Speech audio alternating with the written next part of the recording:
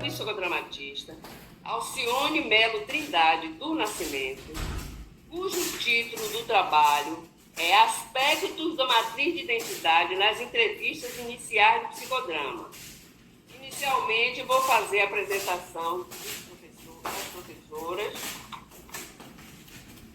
começando por Maria Amélia Lira Ilafane Gomes, psicóloga, especialista em clínica e escola, CRP 03444, psicodramatista didata supervisora pelas BAP, chancela da FEBRAP, registro 217, livro 1, folha 73. Atualmente atende em consultório privado.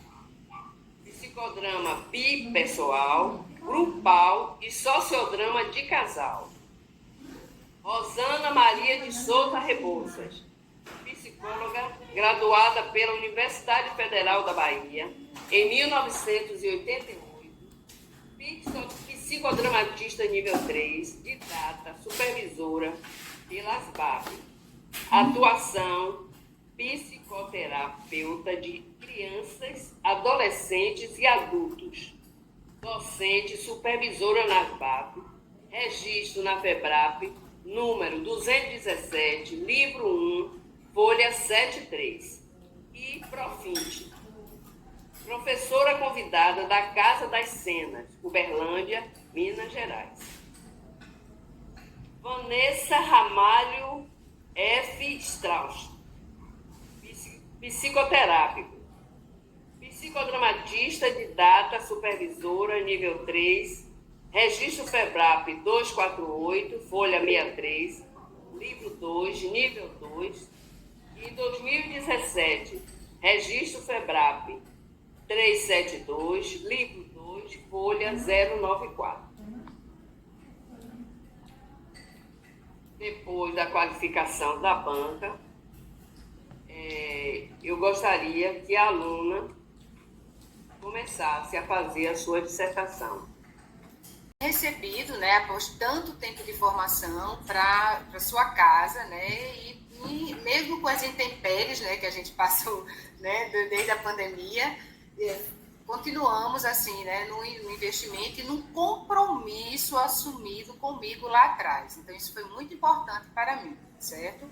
E vocês estão honrando esse compromisso. Então, muito obrigada. Obrigada também a Rosana, né, por ter também me acolhido como orientadora, né, depois de um longo, né, período, né, sem a gente se falar, e ela me acolheu. E também as meninas, tanto Maria Amélia quanto a Vanessa, que eu não conheço, foram indicações, né, de Rosane, mas eu já ouvi falar, né, aí eu gostei das indicações e vamos embora brincar, né. E assim, Tânia, por estarem de frente hoje, né, na instituição, né, assim como minhas colegas de Recife, né, Albani e Aparecida, que também estão aqui presentes. E a Aline, que eu não conheço, nem o direito, né, e eu também o Austin, que está aqui me ajudando imensamente. Bom, vamos lá. Tu pode então passar os antropólogos e sociólogos da época de Moreno, certo? Ele vai atribuir um outro significado para a palavra papel. Para papel, Moreno, ele vai dizer que papel seria unidade de uma experiência sintética em que se fundiram elementos privados, sociais e culturais. Ou seja, o papel seria o resultado de uma ação que a criança estabelece no ambiente que ela vive, de forma coerente e organizada, e que essa ação tem um resultado na relação que a criança tem com esse ambiente, um resultado positivo, bem-sucedido, de adequação, em que a criança conquista, então, uma coerência, uma ação adaptativa para aquele ambiente, inclusive para garantir a sua sobrevivência, certo? Ele vai, então, o papel, então, teria características do mundo privado da criança, do mundo social que ela vive, né, e da cultura em que a criança está inserida, tá? Então, o papel ele vai carregar sempre essas 3 características. Ele vai dizer que existem 3 tipos de papéis: os papéis psicossomáticos, os papéis psicodramáticos e os papéis sociais. Os papéis psicossomáticos, de forma bem generalizada, diz respeito ao contato da criança com o corpo dela, né? E aí ele vai citar aquele exemplo de quando a criança está prestes a mamar, né? E aí a criança, depois de várias experiências com o peito da mãe, ela começa a se antecipar, né, a possibilidade do alimento, tá? Então, ela começa a desenvolver uma série de arranques, de aquecimento, de experiências que prepara a criança para se relacionar com o peito da mãe e se alimentar. E esse seria, por exemplo, um exemplo de papel psicossomático, tem a ver com o corpo da criança. O papel também tem uma característica que dentro da sociedade da gente, diz guardar uma certa expectativa. Por exemplo, o papel de professora, a gente espera que uma professora seja didática, coloca esses papéis, essas características nos papéis sociais, que são os papéis próximos que Moreno vai definir também. Os papéis definidos vai ter uma relação muito importante no eu da criança, chegar na identidade da criança, certo? E do ser humano, nossa identidade, né? Moreno, ele vai dizer que é o seguinte, que os papéis não emergem do eu, como as teorias na época dele, contemporânea, ele falava. Ao contrário, o eu é que emerge dos papéis, né? Porque o que é que acontece? Com o argumento de Moreno, ele vai dizer que essas ações coerentes, estáveis, que a criança mantém e desenvolve com o ambiente e que são taxadas como papéis, certo? Papel de filho, papel de aluno, que a criança na sua rede social ela vai desenvolvendo, né? E ampliando, né? Cada vez mais. Esses papéis, eles vão então trazer uma determinada característica da criança que identifica ela e a diferencia do demais, certo? Vai dar essa característica da criança que vai diferenciar das demais e que vai dar, então, esse eu, ele vai estar, então, que é outro elemento também importante, o modus operandi da criança, essa ação que a criança desenvolveu no ambiente e que foi adequada ao contexto que ela vive, certo? Essa ação bem-sucedida, ela tende a se espalhar para outros papéis que ela vive e que ela vai desempenhando, que ou seja, aquela famosa frase que Moreno coloca, que é o seguinte: os papéis, eles não são isolados, eles não são estanques no mundo. Por exemplo, eu agora estou exercendo um papel social de aluna, defendendo defendendo minhas ideias numa banca, mas, ao mesmo tempo, eu tenho outros papéis sociais que eu convivo e que eu desempenho no dia a dia, certo? Então, eu não desempenho só esse papel isolado de aluna, tá? Então, por isso que ele vai dizer que os papéis, eles desenvolvem em cachos. Pode passar. Cachos, que consiste no seguinte: o efeito de cachos, por exemplo, uma coisa importante também, se os papéis são ações coerentes e organizadas que a criança desenvolve e que socialmente são denominadas de papéis essas ações, atrás dessas ações coerentes está o fator E, tá? O fator E, ele vai despertar na criança, vai ser um catalisador, né, um propulsor, desenvolver a criatividade da criança para ela se adequar e resolver os conflitos, os desafios que ela tem. Então, isso é bem importante. Nesse momento, quando ela faz isso e essa solução é bem sucedida, ela transfere essa experiência para os outros papéis sociais que estão aglomerados, como se fosse uma uva mesmo, né? Um cacho de uva. Eles são, então, de alguma forma, ele recebe o benefício dessa experiência bem sucedida em outras situações que a criança vai enfrentar, mesmo E aí ela vai fazer um teste, né? Se deu certo aqui, eu vou fazer um teste nessa outra situação. Se vai dar certo ou não, aí vai depender de outras variáveis. Como é que eu quero dizer? Peraí. Assim, que existem papéis não representáveis e papéis representáveis. Que ele vai dizer o seguinte: essa sucesso que a criança teve nesse papel que ela conquistou, certo? Eles eles são conquistados através de eu espaciais da criança, lá atrás na sua matriz de identidade. Como era um momento que a criança estava conquistando, se estabilizando no ambiente, ainda com uma certa imaturidade cognitiva e emocional, então a criança não tem acesso a esses papéis. Mas esses papéis ficaram na história dela, ficaram lá no eu dela. Então, quando você pede, às vezes, para algumas crianças, ou algumas adultos, represente o papel de mãe, de pai, às vezes a pessoa não consegue representar esses papéis, porque esses papéis foram adquiridos no momento que ela estava numa situação de pré-consciente, tá? Então, ela não tinha ainda condições de registrar esses papéis que foram adquiridos em fases tão tenras da sua matriz de identidade. Contudo, essas experiências bem-sucedidas, essa característica, essa identidade, ela transfere para papéis mais atuais, que são papéis representáveis. E aí então aí você às vezes, poxa, eu não estou entendendo por que essa pessoa age desse jeito. É porque essa característica ela foi transferida para esse papel atual. Então aí esse aqui é o efeito de Castro que Moreno faz.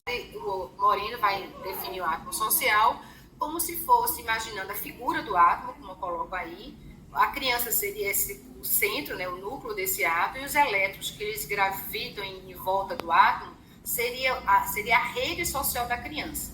Essa rede social, esse átomo social, ele é circunstancial.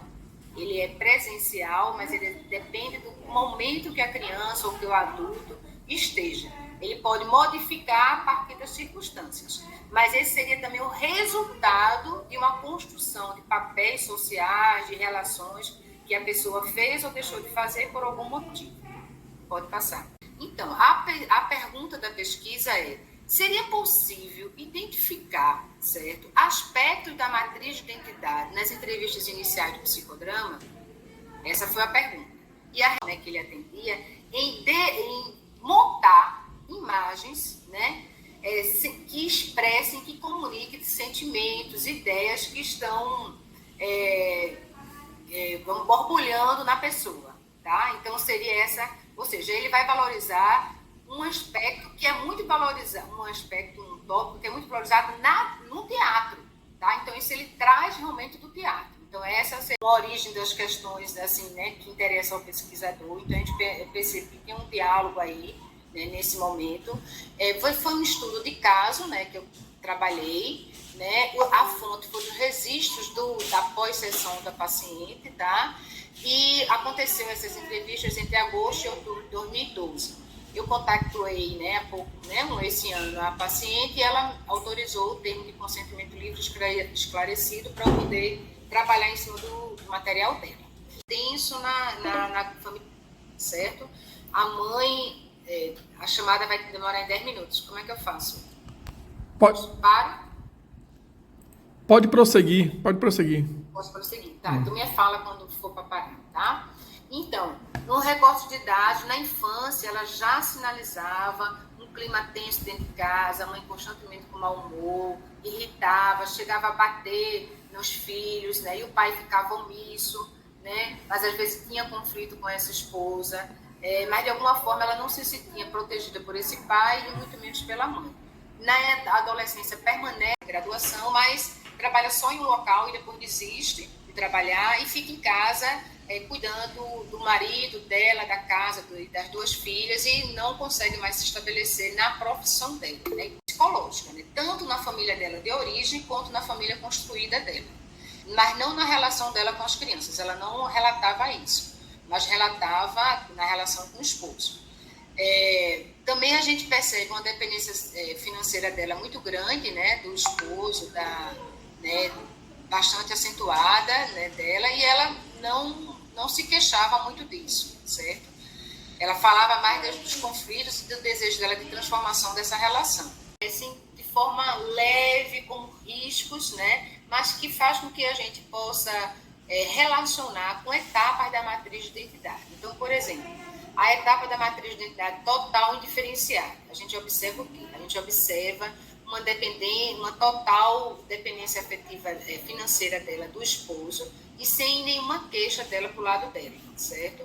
Ela tranquila com isso aí, mas que não mostrava uma capacidade de autonomia dela na relação.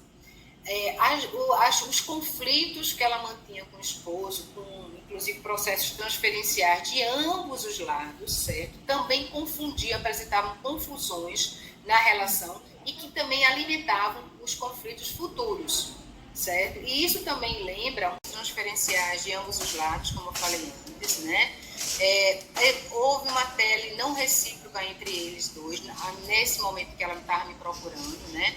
Os papéis sociais, consequentemente, um lado social que estava com papéis sociais de dona de casa, como eu falei ontem, mãe e esposa, né? E o efeito de cacho, ela se denominava muito como uma pessoa briguenta. Então, essa seria uma identidade, né, que resultou desse efeito de cacho, ou seja, uma identidade que ela conquistou lá atrás numa situação, na sua matriz de identidade, que perdurou, né, e que dava uma característica a ela e a diferenciava dos demais. As ações aqui a gente deduz, né, uma hipótese de que a gente pôde, sim, captar aspectos da matriz de identidade durante as entrevistas iniciais, certo?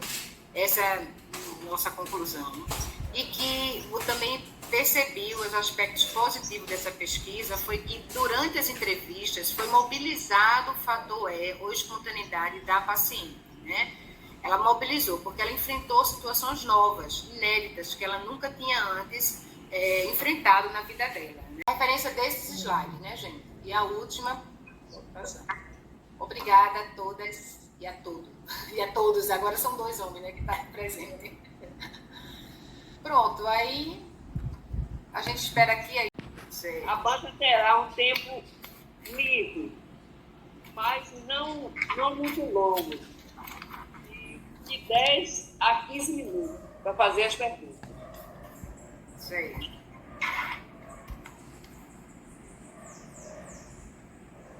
Acho que é a última, né? Que é a orientadora. Então, Eu sou orientadora, Maria Amélia ou Vanessa? Vanessa vai começar. Vanessa. Quem começa? Vanessa quer começar? Vanessa quer começar. Eu não disse não. Hein? Eu acho que você levantou a mão? Não, eu só bati palma. Ah, Eu bati a palminha digital. Deixa Maria Amélia começar. Tá bom. Eu vou depois dele. Tânia, você falou fazer as perguntas, não necessariamente perguntas, pode ser comentários, né? Pode, Claro. ir. A gente começa. Primeiro, Alcione, eu gostei. Primeira coisa, assim, para falar, eu estou muito ligada na nossa língua portuguesa. E eu sou muito atenta, né, para a escrita, o que às vezes um pouco me ingessa uma leitura. Muito presa a correções, a erros e falhas, tá? Esse negócio me atrapalha. A leitura do seu TCC foi boa, foi tranquila, foi agradável. A sua escrita, ela propicia isso, né? Uma leitura agradável. Não confunde as coisas, você escreve de uma forma muito clara, muito organizada, né, em termos de organização mental, para sua ideia. Isso facilita o leitor, né? Facilita muita gente. Isso é muito bom. E, enfim, eu achei interessante quantos conceitos que você escolheu para abordar, para articular com a sua prática, né?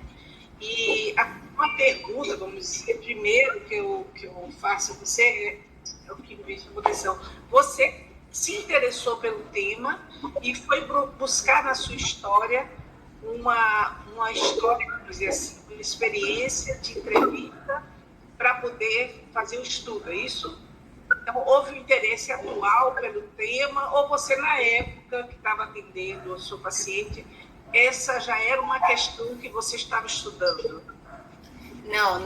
Não, foi assim não. Na época que eu estava atendendo, não. O meu interesse pelo tema, eu trabalhava na época com crianças, né? Então, eu homologava um pouco matriz de identidade e criança. E aí, como é que se diz? E aí eu conversei lá atrás, quando eu comecei a conversar com a ASBAP sobre minha proposta, aí a ASBAP disse que não era para trabalhar no TCC com crianças, sim com adultos. Sim. Então eu decidi, ir procurar, continuar com a história da matriz de identidade que me interessa, né? Ou seja, a teoria me interessa, e aí fui visitar uma adulta que eu pudesse ter uma familiaridade com o processo dela e tivesse segurança no que eu ia dizer. Aí, na orientação por Rosana, então delimitou o tempo com Alcione para pesquisa nas entrevistas iniciais. Então, isso eu fiquei apaixonada, porque as entrevistas iniciais de Bermudes é muito apaixonante, é muito reveladoras. Isso. É uma coisa assim, eu acho um ouro no psicodrama, essas entrevistas iniciais. Mesmo que o paciente não fique, mas ele sai mobilizado. Tá? Então, assim, quando ela coloca, vamos tentar ver se a matriz de identidade a gente consegue localizar alguma coisa nas entrevistas. E aí eu fui, pesquisar, fui procurar, né? E aí encontrei esse resultado, né? Então, assim, ou seja, é isso que eu posso dizer. Então, a teoria estava presente, mudei a faixa etária, né, do estudo de caso, né? Mudei a faixa etária e acrescentei também uma temática legal, que eu acho que é essas técnicas de entrevistas iniciais. Técnicas o quê? De entrevistas iniciais de Bermudes. Sim. Aí você foi atrás do seu caso. Exatamente. Aí fui atrás do caso. Foi o caso que você disse que lá de trás, de 2012, né? Exatamente. Que eu E aí, era um caso que eu... Hã? Diga. Estou dizendo que você precisou da autorização da paciente. Da paciente, exatamente. Eu tinha ainda o contato com ela, né? Tinha um estudo, o material dela comigo, eu tenho um material, não me desfiz, né? Porque eu achava interessante. E aí eu consegui, com o TCC, oportunizar, falar um pouco, né? Inclusive, isso também me despertou, como terapeuta, ter um outro olhar para os pacientes atuais após a entrevista inicial, certo?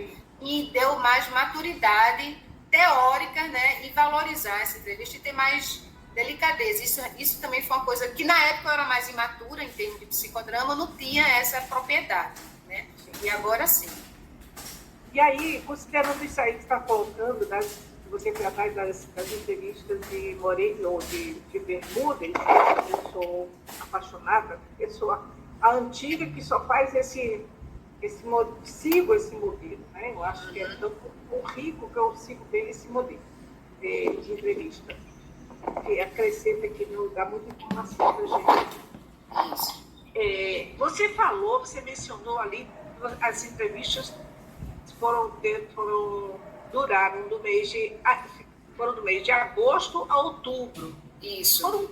Eu achei um tempo extenso, não sei, foi o que me chamou a atenção, né? Isso. Porque, de uma maneira geral, a gente faz algo mais reduzido, 5 entrevistas, enfim, alguma coisa mais enxuta. Você falou de um tempo mais prolongado, não sei se isso é pelo intervalo dos contatos, das sessões que teve com a paciente, ou se você, vamos dizer, aprofundou mais, investigou mais, levou mais tempo proposital nesse tempo de entrevista, né? Investigando mais, enfim. Bom, eu aprendi com Mônica Caluete, né, que na época era minha supervisora, que a gente fala 5 etapas de entrevista, mas necessariamente elas não vão acontecer em 5 sessões sequenciais. Porque às vezes o paciente ele chega com uma demanda num presente de querer falar, e aí não dá, às vezes, para dar o corte e dizer pare de falar e volte para a entrevista, que é até uma forma autoritária de lidar com a dor do paciente. Então, eu tenho realmente, às vezes, eu previno o paciente, olha, a previsão é ter 5 em 5, né? Assim, a previsão é essa, mas pode se prolongar. E essa se prolongou bastante, né? porque realmente a paciente tinha muito desejo de ser escutada. E às vezes a gente saía mesmo do roteiro das entrevistas e depois, quando ela estava aí, de alguma forma favorecia o aquecimento, né, com a paciente, para depois voltar para o roteiro. Né? Então, talvez já fosse, você foi caminhando e talvez já, porque há uma interseção aí, né, entre o que é entrevista e o que é já processo. Exatamente. Sabe que quando o paciente chega, desde o momento que entra, já começou o seu processo. A gente que tem um método, a gente que tem tem um sistema, né, tem uma sistemática para acompanhamento. Mas o paciente, para mim, não faz diferença. Se Exatamente. É um entrevista ou se é um atendimento, sim. Ou seja, o processo já começa. Então, esse poder que você fala aí, é sempre isso, né? Cada pessoa chega com a demanda e com um tempo próprio, né? Há pessoas que levam uma eternidade. Se a gente for esticar uma biopatográfica, aí leva 3, 4, 5, escrevendo. São pessoas que são muito detalhistas. Não vamos rotular aqui, mas vamos dizer, poderíamos considerar obsessivas, né? Mas detalhada, tá? Enfim, dando muitas informações. A gente tem... Então, isso eu acho até que dá um outro trabalho. Dá um outro trabalho. Para quem queira escrever, quem quiser fazer. Mas é interessante. Então, aí você fala disso, e foi nela que você colocou essas entrevistas que se colocou terceira etapa, investiga, evoca memórias, para o protagonista explorar corpo estático. Que aí você falou do corpo estático. E no modelo de Bermudas, ele traz a entrevista psicodramática, que é do movimento, né? É um momento em que a gente vê que são os dados que você vai coletando, não como a biopatográfica sequenciados, né? Sequenciado, enfim, uma informação atrás da outra, mas é um momento de você ver ele produzir algo contextualizado, né? Ele vai ter de uma forma mais tridimensional, ele está ali inteiro, não com um antes e um depois, está tudo ali. Ele no ato ele mostra uma cena inteira, tudo que acontece. E aí você não fez, eu senti falta, não sei se é falta no sentido que talvez possa em outro momento acrescentar vamos dizer, o conceito de técnica de TI, de técnica de TCI, técnica de construção de imagem, né? Porque você fala dessas na etapa de investiga e evoca Verdade. memórias afetivas para o protagonista expressa um corpo estático, né? E aí tem a etapa de entrevista a parte da construção de imagem, né? Isso. E também pode não fazer, mas existe, claro que isso faz parte. Não, isso não faz falta no seu trabalho, entendeu, senhor? Eu acho que o trabalho é muito bom de a gente ler e é bem, vamos dizer, é bom para outras pessoas pesquisarem, né? Mas se você quiser esticar um pouco mais, aí fica até a orientadora está aí para me questionar, para me dizer. Mas eu acho que seria uma coisa que poderia ser bem interessante, né? E você também falou de que durante essas etapas podem ser utilizadas, você falou durante essas etapas podem ser utilizadas técnicas básicas de psicodrama, das etapas de entrevista. Eu queria entender como é isso. Durante as etapas de entrevista podem ser utilizadas técnicas básicas de psicodrama. Por exemplo, no átomo social, né, se pode utilizar o solilóquio, né, o espelho, né, em alguns momentos a inversão de papéis, né, que seria esse. Só no átomo social se pode fazer isso. Na outra também, na psicodramática, também se pode fazer isso ou não, a depender, porque às vezes muita informação, às vezes, né, para paciente, você fazer essas... E também são técnicas, né, que como você está começando com a paciente, você tem que ver o manejo disso, né, para não ser uma coisa dura, né, pesada. Né? Mas se pode fazer. Isso, pode sim. E até na psicodramática, né, você pode até utilizar eventualmente um solilóquio, enfim, né, muita coisa. Mas é como você diz, são técnicas que mobilizadoras. Isso. Né? Então, tem pessoas que se entregam bastante e que a gente tem que, ao contrário, dar uma freada. Né? Isso. Segurar um pouquinho, né? Perceber que a pessoa não está, muitas vezes, nem se dando conta de como está se jogando, dizer, né? E a gente tem que ir aos poucos, né? Aí é a hora que o terapeuta tem que pensar naquela questão do furor curantes, né? Que às vezes a gente há uma empolgação, né? Está mostrando coisas, então deixa eu explorar. E aí a gente tem que se retirar discretamente para que a pessoa possa ser respeitada aí, né? No seu tempo e tal. Então eu acho bem interessante. Deixa eu ver se tem mais alguma coisa aqui. Essenciais. Quando você falou da biopatográfica, porque a biopatográfica também, como você falou, são essas entrevistas assim, extremamente ricas, desse roteiro de Bermudas, né? E a biopatográfica eu acho rica, bastante rica, porque ele tem aquele modelo, né? Que você pega o papel, né? A folha de papel, divide ao meio e confronta, né? A informação numa coluna, a biografia, e a outra, a patografia, né?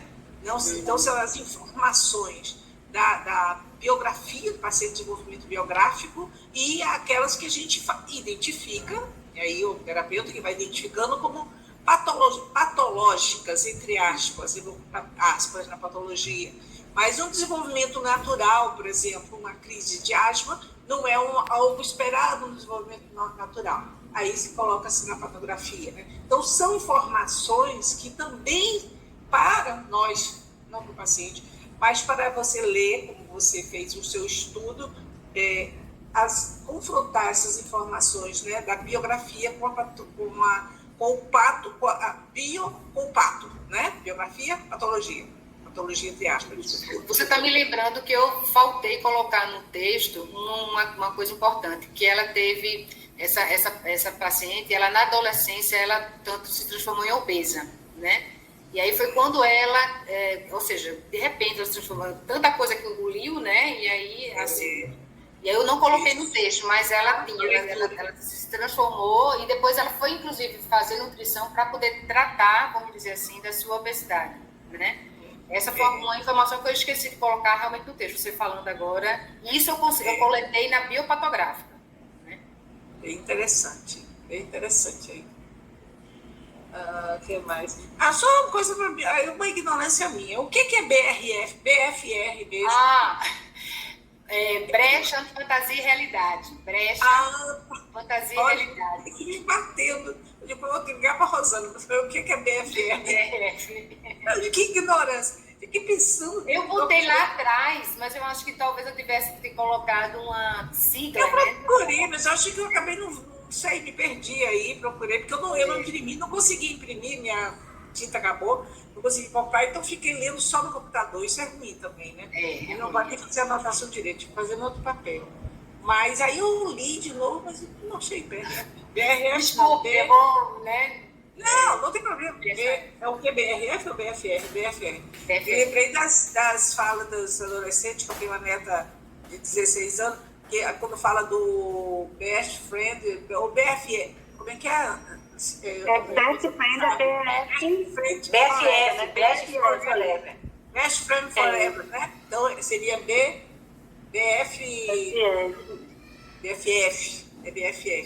Aí ficou uma coisa na cabeça, mas já aprendi.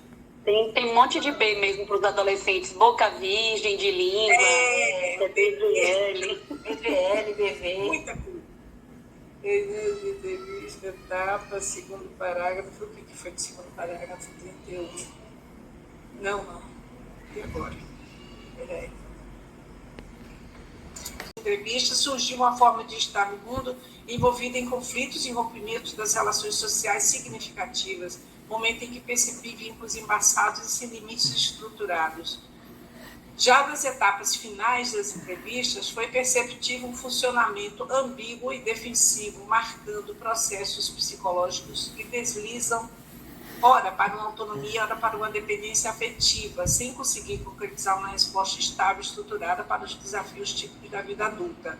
Eu queria entender um pouco o que é que você quer dizer, porque me pareceu aí um resultado de um processo, se tivesse já no início, ela se envolveu com conflitos e rompimentos, mas que houve uma mudança nela, nesse decorrer das entrevistas. Foi isso que você quer dizer? Foi, exatamente, né? Que durante a entrevista, quando assim, né? Eu acho que a entrevista, mais uma vez, é muito potente, porque ela começa a falar e fazer, né? Isso. Então, ela começa a se distanciar. Então, por exemplo, no átomo social, quando ela ocupa o lugar dos personagens que ela coloca no átomo social, ela fala por eles, e aí isso já leva a uma autoconsciência do que uma elaboração. Uma elaboração, né? Então, é nesse por isso que é uma entrevista processo, né? Entrevista processo. E por isso também da longevidade da entrevista, né? Isso. E aí, nesse comentário seu, para mim ficou um pouco claro isso, né? Que já na entrevista, com as intervenções, ainda que não com hipóteses, mas apenas investigativas, né? As intervenções investigativas, mas já para ela, não sabe o que é hipótese, se você está trabalhando com hipótese, sua investigação, já foi um processo, já foi uma forma de elaborar os conteúdos dela, né? Então, isso me chamou a atenção para essa questão do tempo, né?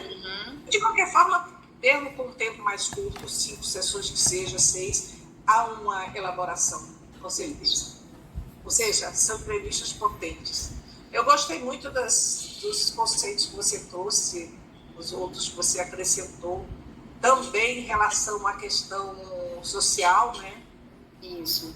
Eu achei muito importante. Eu gosto da sua forma de lidar com esses temas, que em outros contextos eu observei nos seus comentários. Então, tá certo. Me identifico com essa forma sua de olhar o mundo e olhar o outro. Exato. Isso Bom, eu tenho para te dizer. Obrigada, muito obrigada. Mesmo quem pergunta. Tá? Parabéns pelo seu trabalho e publicação, né, Rosana? Vamos embora. A gente está aqui com a diretora de Ensino e Ciência da FEBRAP, Vanessa Ramalho. Ela tem acesso à revista. É verdade. Inclusive, Eu nem sabia isso.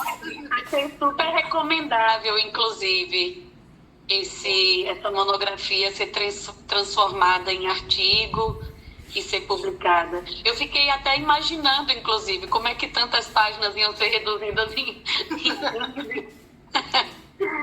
Mas vamos lá, então vou continuar. Adorei as observações de Maria Amélia, né, em forma de perguntas também. Queria começar, inclusive, dizendo a mesma coisa que Maria Amélia começou dizendo sobre a escrita, né? Uma escrita gostosa. Adorei o cuidado que você teve, você junto com sua orientadora, né? De fazer uma escrita agendrada, né? Super cuidadosa na hora de usar também os artigos ou a, né? Protagonista, enfim. Então, isso foi bem cuidadoso durante o texto inteiro, não foi só em algum momento, né? Então, foi uma escrita consistente, clara, coerente, profunda. A naturalidade, chama muita atenção, a naturalidade que você vai costurando e fazendo a inter-relação dos conceitos, não é? A gente vê que já é uma escrita e uma profissional mais madura, que traz uma leitura mais fina, como ela mesma chama, que eu chamei aqui de apurada, né? Traz uma visão complexa, apurada e amadurecida já da teoria e da prática do psicodrama. Isso chama atenção, não é? Não é toda monografia do nível 1 em psicodrama que a gente vê toda essa costura. É como se a gente estivesse lendo um trabalho, inclusive, já de nível 2 ou 3, bem de data supervisora em psicodrama, né? Então, a gente vai lendo com prazer, porque a gente vai aprendendo também. E isso é muito gostoso, né? A gente lê um trabalho do nível 1 em psicodrama, onde nós estamos aprendendo também com ele. Então, foi bem gostoso. Bom, Registrei aqui também esse ineditismo, né? Essa originalidade também do trabalho.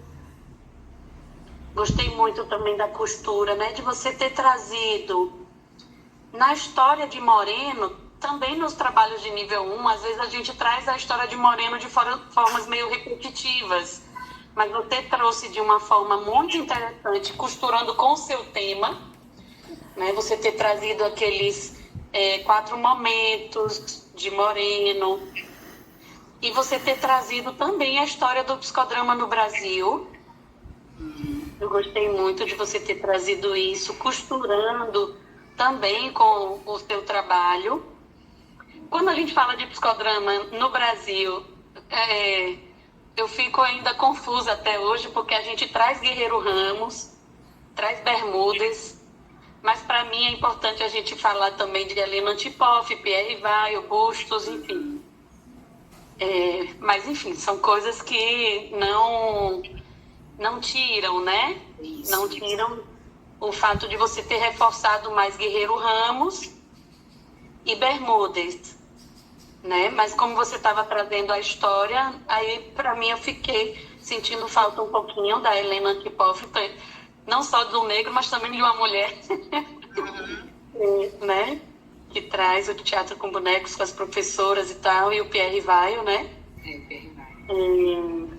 Mas apenas se quiser complementar, né? Não é uma coisa assim que também sinta tanta falta.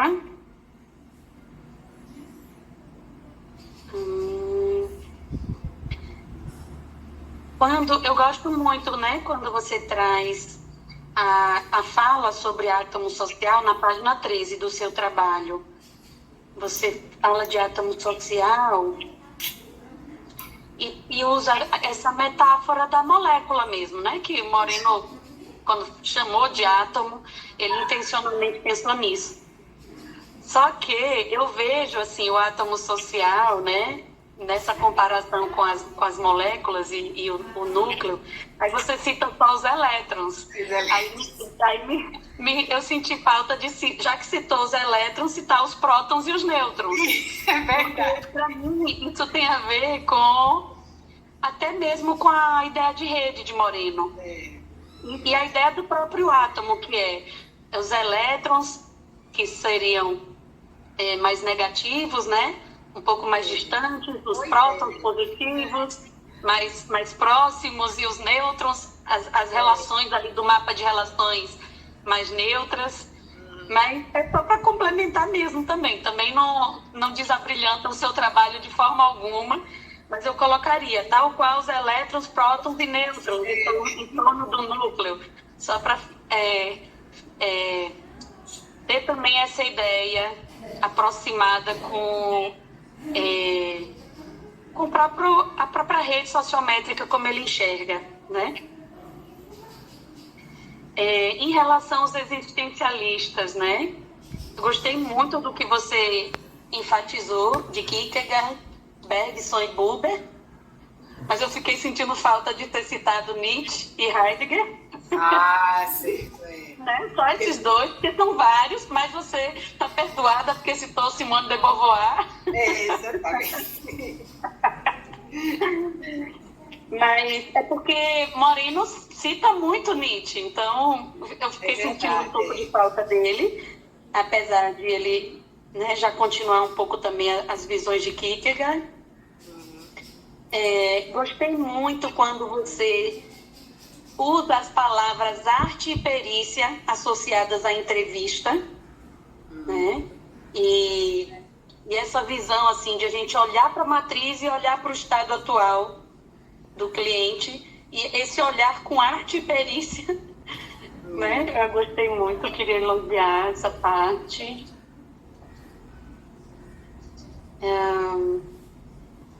Queria fazer uma pequena sugestão também em relação à página 17, né? Mesmo que você cite depois, mais adiante no trabalho, o que é esse trabalho com as cadeiras, né? Mas eu senti falta só de uma continuidadezinha na frase, quando você diz assim, faça coisas com as cadeiras, entre outras, né? Eu acho que para quem lê e é psicodramatista vai entender, né? Mas só para ela não ficar tão solta, é uma boa sugestão também, né? Eu manteria essas aspas, faça coisas com as cadeiras, mas acho que eu dava uma continuidade, assim, vírgula, ou seja, utiliza-se as cadeiras para significativas representações simbólicas de situações conflitivas. Não precisa ter exatamente essa frase, mas alguma coisinha só para essa frase, faça coisas com as cadeiras, não ficar muito, Verdade. muito solta. Só naquela página ali, né? Porque adiante a explicação, né, sobre o uso das cadeiras fica muito bem descrita. Eu sugeriria também, na revisão da literatura que você faz sobre matriz, você traz Fonseca, traz Rossana Jardim, traz Bermudes, Rosângela Wechsler, o Barbosa, né, que retoma também Bermudes. E eu acrescentaria nessa parte da revisão sobre matriz também já a teoria de cluster de Bustos, que você cita depois. Certo. Mas que eu consideraria, né, também uma contribuição à teoria da matriz. Certo.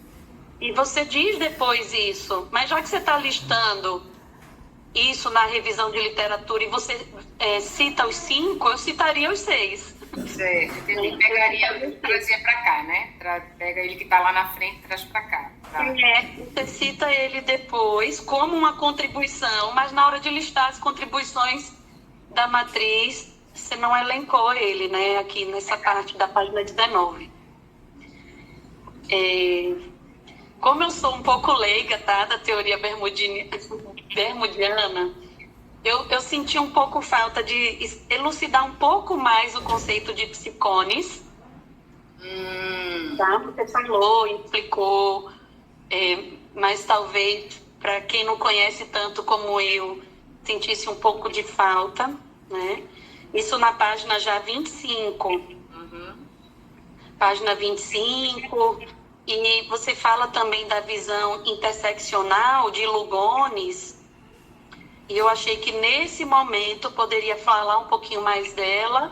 Só uma frasezinha complementando, não só o rodapé, que explica, né, o que é.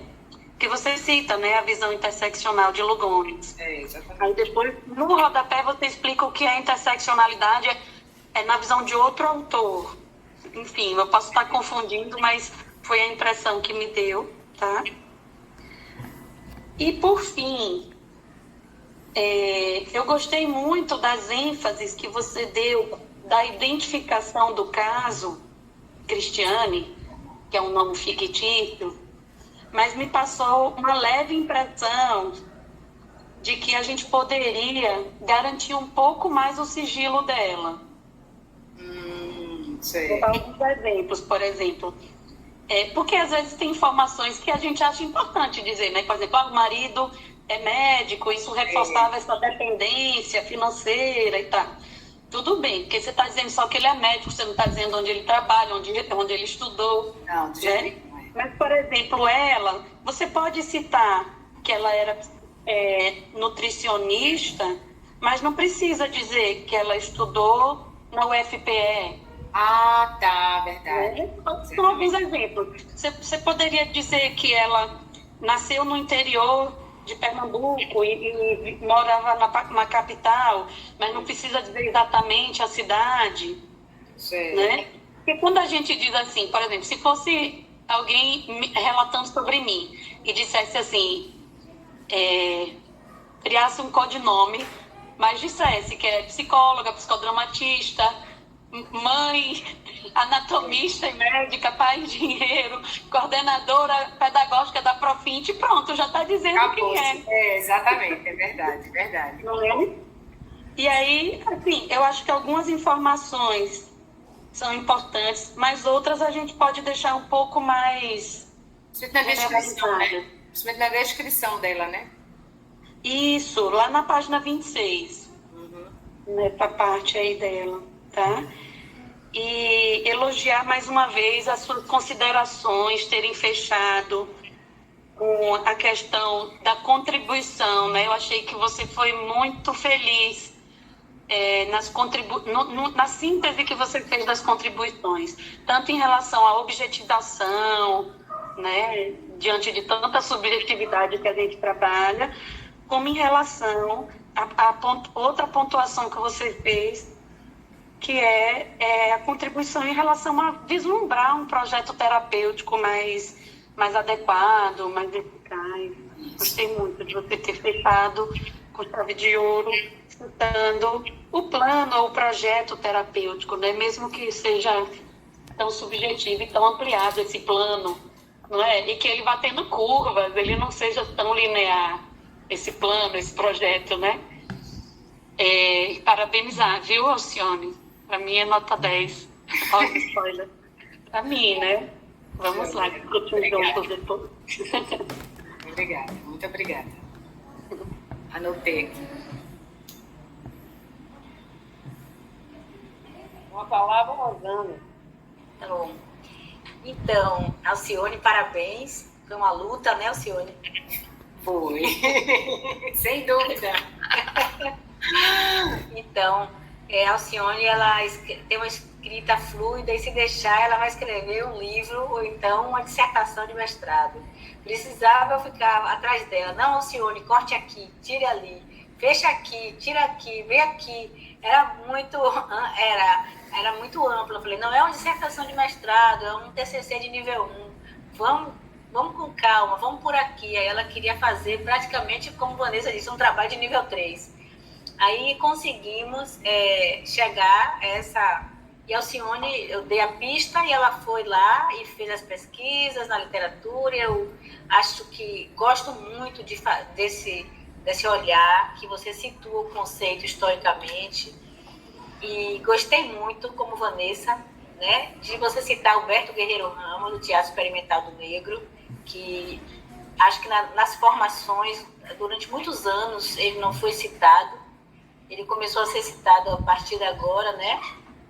E eu quero te dizer que Vanessa disse que você é uma grande pesquisadora, é verdade, e te parabenizar e dizer que foi um prazer orientar você. Não tenho as observações que eu tinha que fazer, já fiz ao longo da sua orientação. Você fica com as observações de Vanessa e de Maria Amélia.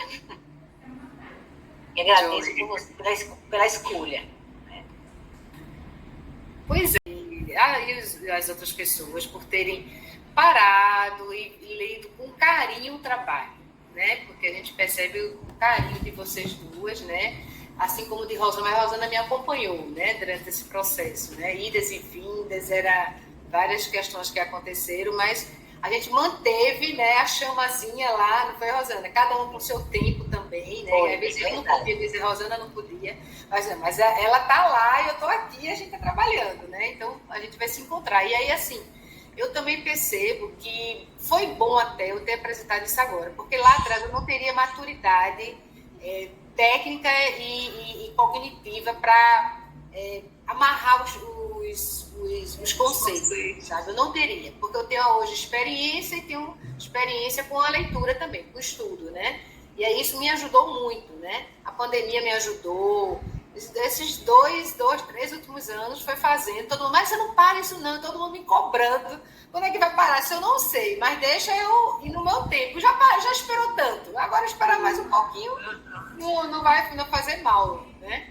Aí realmente isso me ajudou muito, muito mesmo, porque aí sai um trabalho assim, né? Porque lá atrás eu não teria maturidade profissional, né, psicológica de captar os conceitos e colocar no papel. Você até entende imediatamente, mas para colocar no papel é outra coisa, né? Então, assim, fico grata por vocês terem lido com carinho. Gente, eu preciso dar uma palavrinha. É que a coordenação das BAP vai precisar formalmente de 2 informações da banca. Uma é a nota e a outra precisamos saber se essas correções que foram citadas, o trabalho, quando foi encaminhado para a FEBRAP, se a banca sugere que o trabalho seja encaminhado com ou sem essas correções. A gente precisa dessa informação. Bom, eu sugiro... Por escrito ou falar? É por escrito, Tânia, que você está pedindo? Não, Eu estava esperando que Tânia fechasse, porque normalmente a banca se reúne e aí vai falar isso aí que a gente está falando, mas a Alcione já está agradecendo e praticamente concluindo, mas essa etapa não foi feita, então Não, eu vamos- comecei a me preocupar com o tempo e se Tânia iria realmente intervir. Sim, entendi. Então vamos se reunir, vamos fechar as câmeras, eu vou reunir no WhatsApp com elas Agora faz a duas. avaliação. Como é? Vamos fechar aí. Tem um grupo no WhatsApp que eu criei, Ah, vocês tá. duas. Fechar aqui. que ela vai ser aprovada com nota 10, com louvor, porque o trabalho dela foi um trabalho muito bem escrito, muito bem articulado, e todas as observações que foram feitas aqui na banca foram apenas ressalvas, não correções. E esse trabalho é um trabalho digno de ser publicado, né, como artigo na Revista Brasileira de Psicodrama, pode ser enviado, né, para publicação, e que também é um trabalho que pode ser utilizado para leitura em sala de aula. Os alunos podem utilizar para ler essas articulações que ela fez com relação com a matriz de identidade, citando Bermudas, que a importância também do trabalho dela ser situado no contexto sócio-histórico, e também é um trabalho, como a Vanessa falou, que ela deixou bem claro a questão, um trabalho gendrado, né? Um trabalho é um trabalho excelente, assim, a gente te parabeniza e agradece a sua contribuição ao psicodrama. Muito obrigada. E nota 10 aprovada. Eita! Nossa! Muito obrigada. Parabéns, parabéns. Parabéns. Foi um prazer ter te orientado. Muito obrigada pela escolha. E agora vai para o nível 2. Isso. Vamos embora. A vontade de continuar a escrever continua. Agora você começou, mas Por isso, Tânia, essa é a Alcione, que eu conheço. Arrasou. Parabéns, minha linda. Gente, Maria Amélia não Beijo. estava achando o link, eu mandei para o WhatsApp dela também. Também mandei. Eita, Maria Amélia, né? Não sei o que aconteceu. Eu falei, está no coletivo. Hoje, Eu mandei também para o dela. Será que ela queria dizer mais alguma coisa, Rosana? queria agradecer. Ela sugeriu, não sei se ela chegou a comentar na hora da fala dela, mas na nossa discussãozinha agora, ela sugeriu dar uma revisada no termo de consentimento. Ortografia, fazer uma revisão ortográfica. Ortografia, principalmente do termo de consentimento anexo. Seria colocar, porque ela falou falou a sigla. Seria colocar por extenso a sugestão? Não. Não, ortografia. Seria Ortografia mesmo, português. Ortografia. Dá uma corrigida nisso aí. Acho que foi só mais isso que ela comentou aqui no grupinho. Mas a gente espera a Alcione fazer alguma correção ou manda como está? É bom. Se for melhor. publicar, é bom. Melhor, né? É melhor fazer a correção e melhor. enviar. Pode fazer assim, não. Tem que ser uma coisa... Obrigada. Maria Amélia dizendo que não recebeu o link, o link está no coletivo. Sair um pouco desse pensamento conservador da escrita da nossa língua, como se tivesse só um tipo de escrita culta, vamos dizer assim, não tem nada culta entre aspas. Mas, escrita, a língua é dinâmica, ela não é estática, ela não é morta, né?